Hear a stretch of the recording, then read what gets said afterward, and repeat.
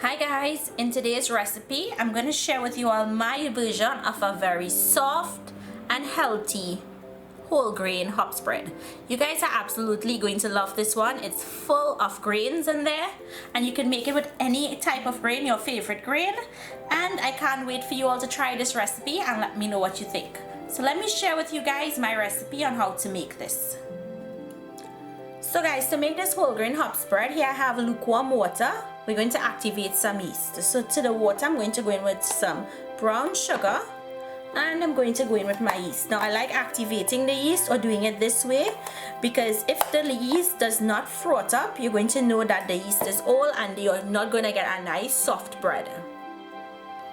Now you want to mix this just to allow that yeast to dissolve. And then we'll set this aside and allow it to bloom.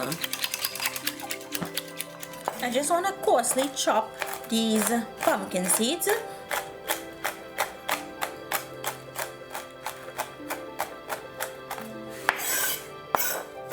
Okay, so next I'm going to go in with 1 tablespoon of rounded flaxseed. Guys, you cannot use flaxseed whole. You will not digest it. And then I'm going to go in with 1 tablespoon of hemp seeds, and these hemp seeds are widely available here, and you can also find these same products from Regal Foods. I'm going in with 1 tablespoon of chia seeds, 1 tablespoon of sesame seed, and you can toast the sesame seed if you wanted to.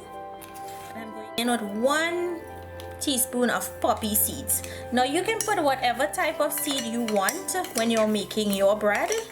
This is just what I would want in my bread. So I'm just giving that a mix.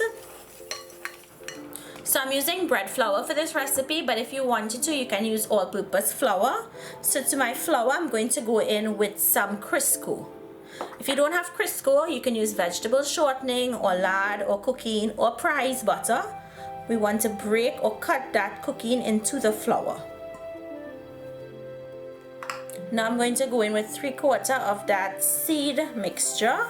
You want to reserve some to top the buns with when it's finished. Now you just want to mix that into the flour.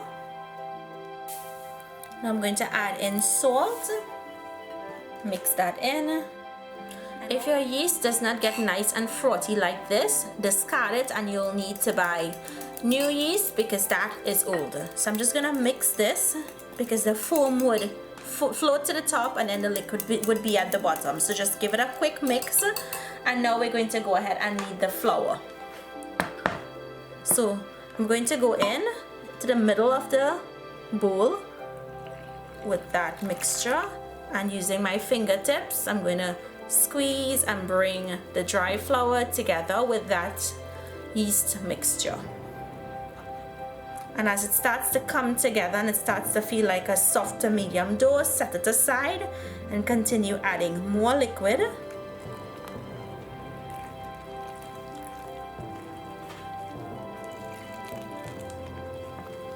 And mix and bring together to form the dough. Set it aside. And continue to do that with the rest of the flour.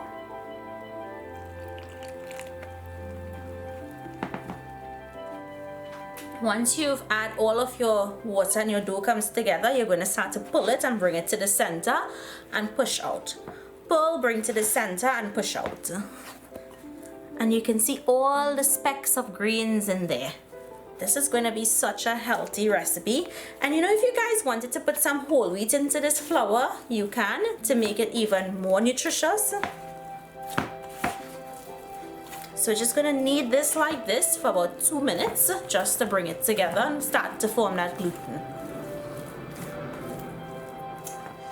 Now I'm going to go in with some more dry flour, and what I want to do is to continue to knead this. So I'm going to squeeze and turn. Squeeze and turn.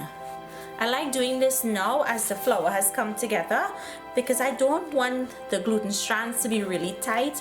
I want the flour to be able to be nice and smooth and relaxed. So I'm gonna knead this here, and if it's tacky, you can just add some more dry flour and continue to knead. You want a really nice, smooth dough. So after about 8 minutes of kneading, the dough is right where I want it to be, nice and smooth. What I'm going to do now is cover this with plastic and place it into my oven with a bowl of boiling hot water and allow it to proof until it's double in size. That water trick really helps it to proof better than putting it into your microwave. So the dough is finished resting. You see how it has risen really beautifully. And what you want to do now is punch down on your dough. You want to release the air that's built up in the dough, because we're going to allow this to rise again. So here I have my greased baking tray that I'm going to be using, and to make this I'm going to go ahead and scoop and make this into small balls. And you want to make it into a nice round dough ball by bringing up the ends.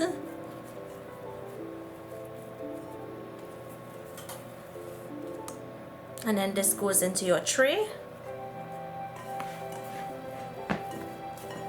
So continue to break the dough balls and place them into the tray. Now when you're placing them into the tray, make sure to leave about a 1-inch gap between them, because they're going to rise and they're going to expand and they will begin to touch each other. So guys, here I have my dough balls. I'm going to brush it lightly with some lukewarm milk, and you want to use lukewarm milk because you don't want to use cold milk, because we have that yeast in the dough. So guys, this step is totally optional. We already have a lot of grains in there, so if you wanted to omit this step, you can. But what I want to do is just take some of those grains that we left over and sprinkle it on the top of the dough. This is just going to let people know what's inside of the bread or the hops.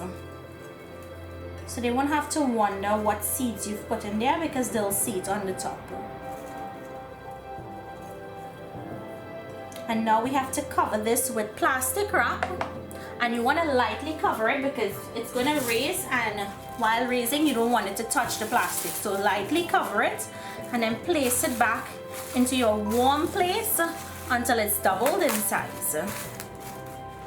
So guys, the dough balls for the hop spread, it's finished resting. As you can see, they're beginning to touch. That's why I said leave a space between them, because they need to expand when they're resting. Now these go into my oven at 350 degrees Fahrenheit for about 20 to 30 minutes depending on the size you make them. If they're smaller, they're going to finish cook faster. If they're bigger, they're going to take about 40 minutes.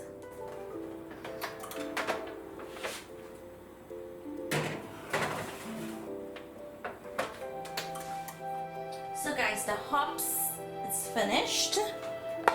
You see that beautiful brown color that it has? That's what you want.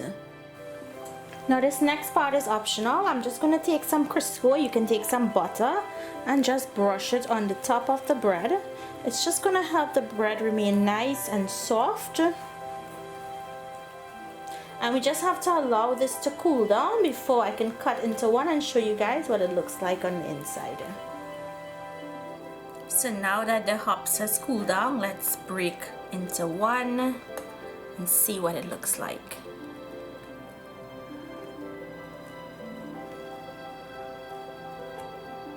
Nice and soft.